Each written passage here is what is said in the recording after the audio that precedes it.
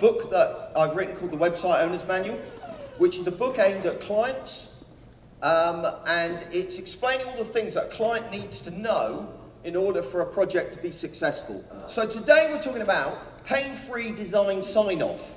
To be able to present a design to a client and the client to go, wow, you guys really know what you're doing. Can I give you a big check?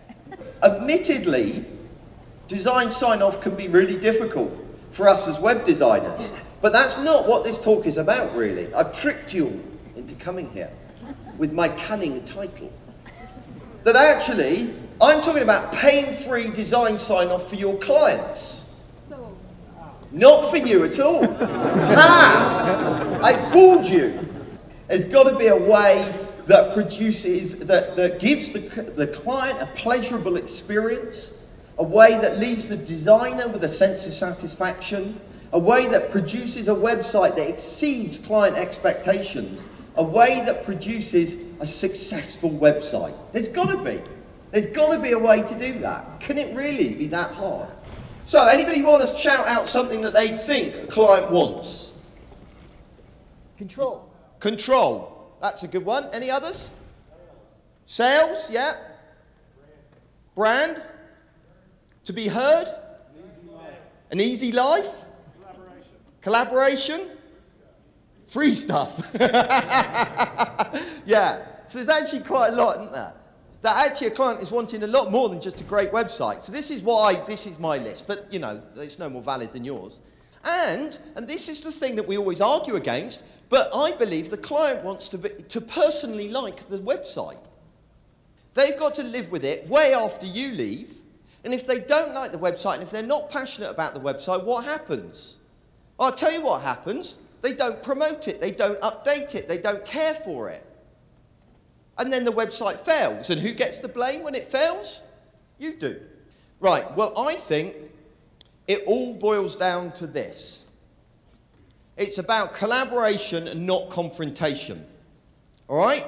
And if you could take only one thing away from this, it's Saturday morning, it's 9:30, you've probably got a hangover. If that's the case, I'm not expecting you to remember very much of this. All right? But just this line.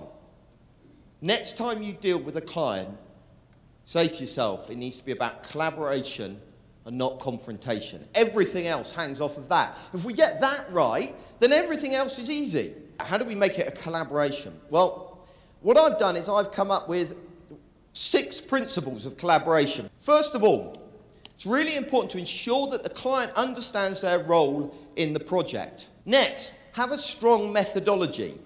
Include the client often and early. Educate the clients about the decisions that they're making. I think it's our 5th. I haven't been counting. We'll go 5th. Our 5th principle is that you need to ask for specific types of feedback from the client. Okay, so our final principle is avoid saying no. Never say no to your clients. I mean, that would be disastrous, surely. What I do instead is I say, yeah, sure, we could do that. Okay, but let's think that through. You know, it's going to affect this and that, and also your time scales, and you're saying that you've got this fixed budget, and, you know, there are all these consequences, right? So you get it to a point where they're making the decision to say no, rather than you. But let's move on then and put this into practice. How does this work out on an average project? Right, well, I don't know about you guys, but on all of the projects we start, we have a kick-off meeting, and I stand there like this, they sit on a big ball, and it all goes great. Okay, so after the kick-off meeting, then we move on to inspiration and getting inspiration. So after we've got some inspiration together and we've got a few sites that we're liking the look of, we then produce some mood boards. Again, a fairly standard practice, but what we don't do is we don't go straight into design. Show them a number of different approaches and explain the mood boards. You know, talk the mood boards through with them in terms of typography, in terms of imagery, colour and style. But get them to think about it instead. You know, get them to say, so how do you think that your users, you know, thoughts will differ from your own? Then we move on to wireframes. So what we've done is we've separated out the aesthetics of the site from the content of the site. If possible, get the client in a room with you and wireframe them together. And I'm talking about sketching out hand-drawn stuff. No pressure stuff here, right? I can't draw for toffee. But, you know, it's still great sitting in a room with a client and scribbling stuff out on a bit of paper and saying, well, we could do it this way or we could do it that way. And, you know, get the whole project team in, right? Not just the designer and the client, but if you've got a developer, get them in the room. If you've got a project manager, get them in the room. Do it all together. It's a great opportunity to kind of iron out problems in the process.